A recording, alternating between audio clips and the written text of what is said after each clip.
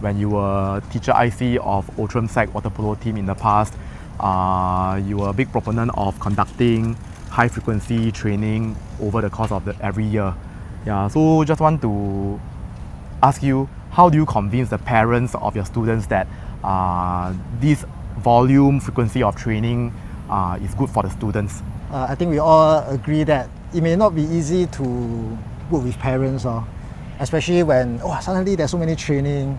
So the last video I talked about the CCA, right? I managed to convince the students to believe in themselves that we can be champion. So after that, I increased number of training, and students were very motivated. But after that, really almost every day I'll have people calling me, messaging me. Form teachers were like forward the message from parents to me. Principal will ask me to talk to me. So I have so many of all this. Then I start to realize, I cannot just continue like that forever. And I start thinking, if I can convince the students, I can convince the parent. It's just nice that there was this time where we were supposed to go Malaysia for some training trips.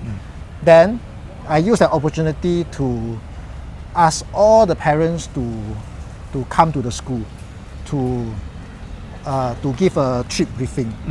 Yeah, I know most of them were angry with me, and true enough, when they came to the school, many of them before the briefing they already start asking me all these questions. Hey, why must you have so many training? Why must you? Then in the briefing, right, I started off with saying, I know many of you have concerns. I know many of you are worried about your son's academic.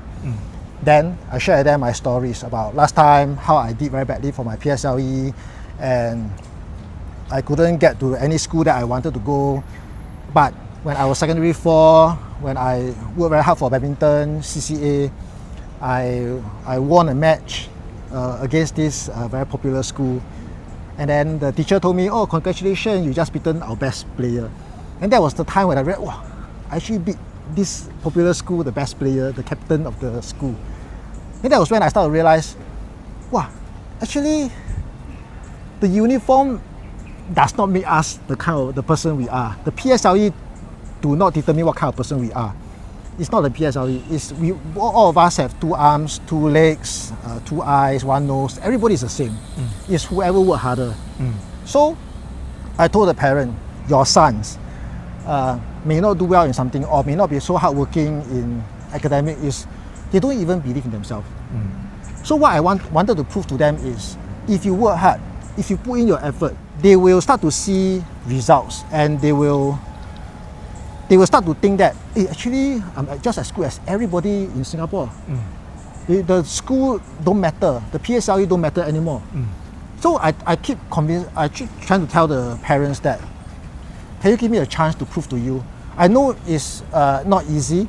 I believe that I can do it, and I'm willing to do it. And can you please treat this CCA like a childcare center? That I will promise you that at the end of the day, your son will become a very good person who work very hard, believe in himself, and they will care for one another. And of course, during that time when I gathered the parents to do this briefing, right, I also try to ask the students to do many things, to train in front of the parents, to show the parents how hardworking they were, how self-directed they were. And then I also asked some students to share their experience in the CCA, how they became more hardworking, how they started to believe in themselves. After that briefing, the parents started to believe in me, and they started to agree with the number of trainings. But of course, it took me like another 1 more year to prove them that it's actually possible.